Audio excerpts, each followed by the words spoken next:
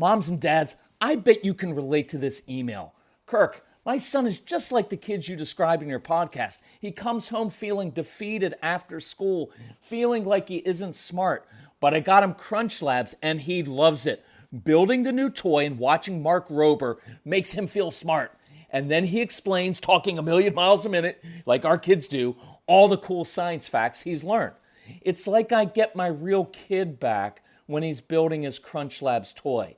And that is exactly why I was so psyched when my niece first told me how her son loves Crunch Lab. Confession, this is the one sponsor I wanted more than any other because it's such a perfect fit for our kids. So go to crunchlabs.com/calm and you'll see why. Crunch Labs is a STEM monthly subscription build box for kids. Your kids get a really fun toy in the mail every month. And what kid doesn't love that? And then they put it together by watching a step-by-step video from former NASA engineer Mark Rober, where he teaches all the cool physics that make the toy work. Mark's passion is helping kids think like engineers. And this helps your kids develop resilience and problem-solving skills while having a ton of fun. Get your kids something they will actually love, use, and look forward to getting all throughout the coming year. Build your child's confidence now. Visit crunchlabs.com/calm and get your kids Crunch Labs today. When you bring your child home for the first time, you want a baby monitor you can trust. When you choose Stork, you choose technology trusted to monitor 10 million babies in hospitals every year. Stork continuously tracks your baby's pulse rate, oxygen saturation, and temperature. Visit MassimoStork.com to learn more. Stork, a revolutionary baby monitor, is born. Stork is not a medical device. Read and understand all product labeling. Massimo data on file. Hey everybody, this is Kirk Martin, founder of Celebrate Calm. You can find us at CelebrateCalm.com. Pretty easy. So I wanted to talk to you about this. We've only got a few more weeks while the school year is left. I know some of you, you're done with school. You're done with fighting over homework. We were just training teachers last week at a school, and I said, hey, does anybody know how many days are left in the school year? And a teacher actually knew the number of hours. So teachers are done, students are done, everybody's done. But I want to close strong, right? Because many of your kids have had a really tough year. And I'd like to end strong so that we end the year with some positive momentum so that we can go into next year on a positive note, feeling at least a little bit hopeful, that school can be not necessarily awesome, but at least doesn't have to be a horrible thing that drains everybody of energy and steals your kids' confidence. You know what I mean? Because that happens a lot. So this is going to be kind of short. I just want to give you a few tips, some things to do, maybe five. I've got 5 different things to do to close the school year strong. So, look, just to set this up, there's 2 ways to handle behavior issues. One, typical way is we just wait until a child misbehaves, then we react, and we give a consequence for the child failing, right? But it's all kind of reactive, and it's dependent on the child failing. And then we give a consequence thinking that's going to actually help them be successful next time. And it never works. Or second approach is, let's say I know that a child struggles in a certain area. What if instead of waiting until he messes up, I proactively give that child practical tools to succeed, and then I'm able to respond with positive affirmation of like, hey, nice job. Right? I kind of like number 2 approach because it builds confidence. Look, it trains a child's brain to seek intensity from doing good things because kids aren't really after your attention. They want intensity. Wherever they get intensity, they will seek it most. And unfortunately, we fall into the habit of giving our kids intensity because this is how we respond when they start to do things wrong. When they do things wrong, right? And so their brain starts to learn, oh, if I want my mom and dad to put down their cell phone and pay attention, give me some intensity, just do something wrong. And I want to completely reverse that. So here are 5 tips to do that. Number 1, create successes. And I encourage you, write that phrase down. Start creating successes with your kids. Many of you have kids who have been in trouble since they came out of the womb, and that's why they lie. They've got a lot of shame, and they kind of give up. So I want to purposely and actively, proactively create successes by giving kids tools. And I've mentioned some of these a number of times, so I'm not going to redo the whole example, but if I've got a child who I know he needs to move in class because I see his leg just going a million miles a minute, well, I'm going to ask him to refill a water bottle for me halfway through the class. That way I give him an opportunity to get up and move a little bit, but it's within my boundaries. And I get him to complete a specific task, and that's helpful. I let a child, giving them the little sensory strips that we've made up or that you can make up yourself. Just a little textured strip with double-sided tape. You put it underneath the child's desk, and it's got some little textury things on it that you can get from like an arts and crafts store. And that allows him to play with something that's appropriate, right? It doesn't make any noise because research says when you play with textured objects, it actually improves concentration, right? This stuff is not, look, it's not brain surgery, but it is brain science.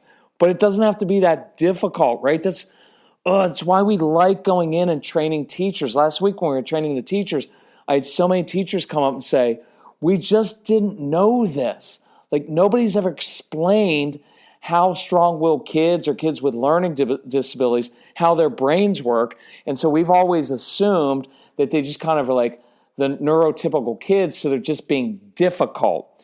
And teachers as well as parents end up saying things like, you just need to apply yourself. And why don't you, right? And that causes a kid to shut down. And what they kept saying was, it's not that hard once you understand why the child does what he does. I'm like, yeah, it's not brain surgery. It's just a little bit of brain science. And what we're really good at doing is giving very practical tools to help the child's brain and to help them be successful in school instead of always being, behavior charts that don't work. Another tool, chair push-ups. I love chair push-ups. Hey guys, here's the deal in my class, new tradition.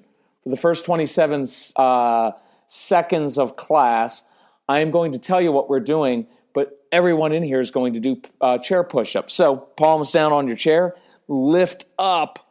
And what it does, especially with younger kids, is brings blood flow to the brain, gives them some sensory pressure, also relieves anxiety. It's just good for them. And you don't have to single out any of the kids, right? Because the whole class is doing it. But when using those tools, I'm creating successes so I have a greater chance to say, hey, nice job with that. Number 2, help overcome kids' anxiety by giving them specific jobs so that they feel helpful and needed. I want teachers giving kids jobs to do. Hey, I really use your help in my class. Magical words for strong-willed kids. They love feeling helpful. Number 3, show off your child's natural gifts and talents and strengths in class. This entire year has probably been spent focused on trying to fix your child's weaknesses. So why don't we spend the next few weeks actually showing off his strengths in class, right? So figure out what's your student good at doing? Is he good at drawing, creating things out of Legos or clay or wood? He's good at playing an instrument. Fine, then let the child complete a school project, maybe building a replica of an ancient Roman Colosseum. Why can't he do that? That way he gets to show off his skills in class. Other kids get to see, wow, kid's got some energy, gets in trouble a lot, but man, he can build. That builds confidence. Number 4, for the next 2 weeks, for the rest of the school year, measure and recognize your child, your student, every single time he makes a good choice, right? So notice the 9 times a child stopped blurting out instead of the 5 or 50 times he did blurt out, right? So as a parent, I'm going to make up a little sheet of paper, just kind of like a narrow sheet of paper that can go on the side of the child's desk. And then every time the child makes a good choice or does something well, teacher can walk by and just put a little check mark. So the kids come home for the first time their entire lives and say, Mom, I got 7 check marks, right? That's a lot better than coming home every day ashamed of yourself because you blurted out 4 times or you did this the wrong way, you weren't listening, everything else. So I'd like for the next 2 weeks for your kids to come home feeling proud of themselves for making progress rather than hanging their heads and making excuses for it. Number 5, Create your own report card. Look, parents, you've got to do this, but teachers, I'd love for a teacher to do this sometime. Look, a school report card is useful. It measures whether kids can sit still in class and memorize information and follow directions, whether they're on the right reading level. All of that's good. But I'd really like you to balance that out by having another report card, your own report card, that measures the skills and traits necessary for success in real life, right? Traits like creativity and initiative and leadership and boldness, compassion, the ability to build or create things, entrepreneurial spirit, right? Persistence when you want something. Create your own report card so the kids get to see, yeah, you kind of struggle in this area, but man, you rock at this. See, I love when a teacher, and this is something I challenged the teachers to do last week. I said, I know you're worn down and you don't want to focus on the positive right now because you're so exhausted. But I guarantee if you go into tell a student, listen, I know you're going to struggle with certain things in school. I know that. But man, you've got a lot of gifts and great qualities that are going to make you wildly successful in life. And once you get out of school, see, that's a powerful thing to tell a child. And coming from an authority figure like a teacher is huge. Every kid needs to hear that. Every kid deserves to hear that. And your kids need to end the school year on a positive uptrend so we can begin next school year with confidence and hope. So I'm going to give you a couple more tools here, but I wanted to let you know, look, email us. I'm not bragging. Look, I'm recording this kind of late at night, so I'm kind of tired. And so it makes me a little bit more vulnerable. I don't have a need to prove anything anymore. I'm 53. I know I stink at like fixing stuff around the house. I'm not that great with new things all the time. I struggle with anxiety. I'll tell you all of my issues. But what I can tell you is our live workshops are life-changing. They literally change lives. And they change how teachers see kids, how parents interact with their kids. They save relationships with these strong-willed kids. And so I do encourage you, reach out to my son. His name's Casey. He was the original strong-willed child who struggled in school, right? He struggled with everything your kids do. His name's Casey, C-A-S-E-Y, at celebratecalm.com. Just put in the subject line. Just put in there, come to our school. I don't care. Don't even do a subject line. Just tell them the name of your school or church or synagogue or foster care agency, whatever it is in your city, and he'll send you information. And we're doing a little bit of a promotion here at the end of the school year, which is this. If you can get your PTA or if you get your school counselor, whoever it is, to sponsor a teacher training, professional development teacher training next year at the beginning of the school year, which is an awesome way to start the school year, we'll give you a free parents workshop. But we're going to limit this because we don't like giving away everything for free, right? You've got to value this stuff, and it's really good. It's the best. Look, I am not kidding.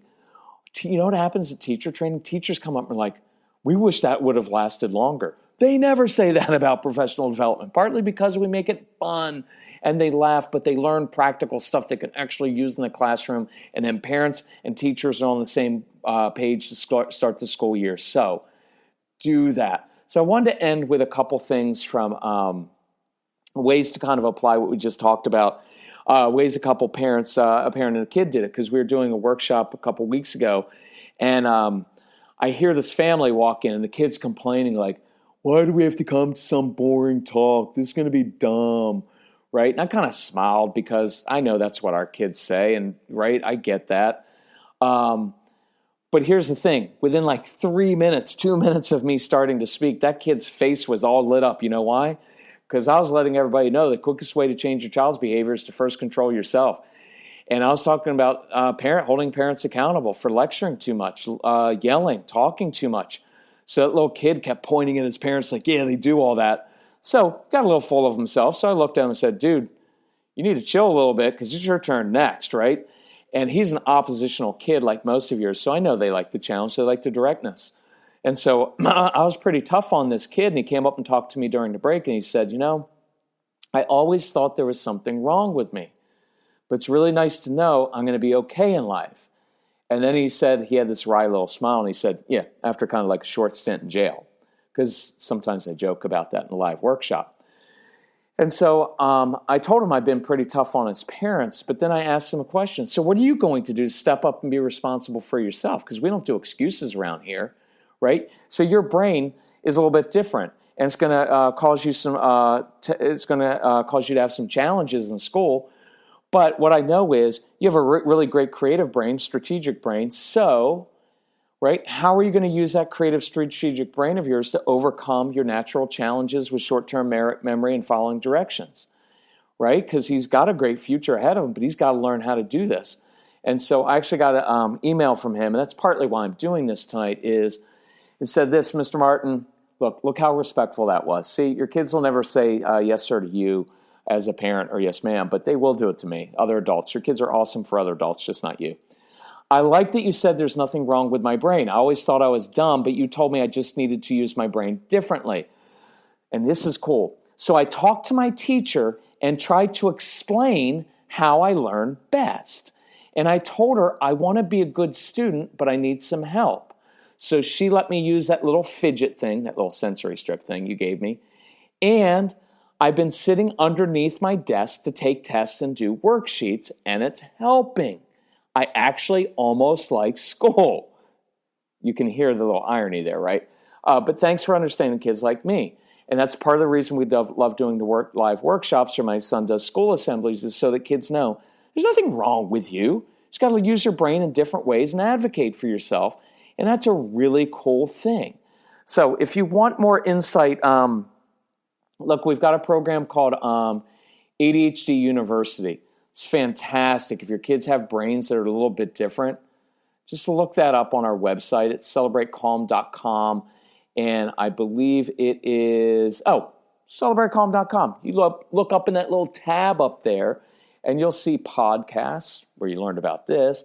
ADHD. It's an awesome program, and I'd encourage you to do that over the summer so you're prepared for school. And we've got it on sale. There's no BS program. And you can see more on booking events and coming to live events. So anyway, by the way, I don't want to miss this too. I've been mentioning this a little bit. We're starting to fill our dates out west kind of quickly. So if you want us to come west of the Mississippi, you better get on it because we're running out of dates, and that's what tends to happen. And I'm not coming out a second time, like within a short period of time, because I don't like to fly and I drive, and it's a long way. And so, sorry to be a jerk with that, but it's just, I don't like to fly. And we carry a bunch, anyway, you don't care about that. Here's the important part. We've got a date left, like in Kansas, Oklahoma, I think in Texas, Arizona, New Mexico, Utah, California. California, we'd love to come there more often, and open up some more dates, especially like January. But Casey just booked, what did he just book in January?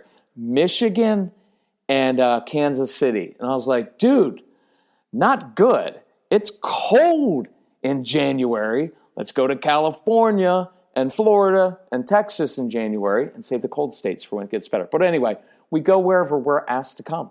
So reach out to us, celebratecalm.com, Casey at celebratecalm.com. If we can help you in any way, let us know.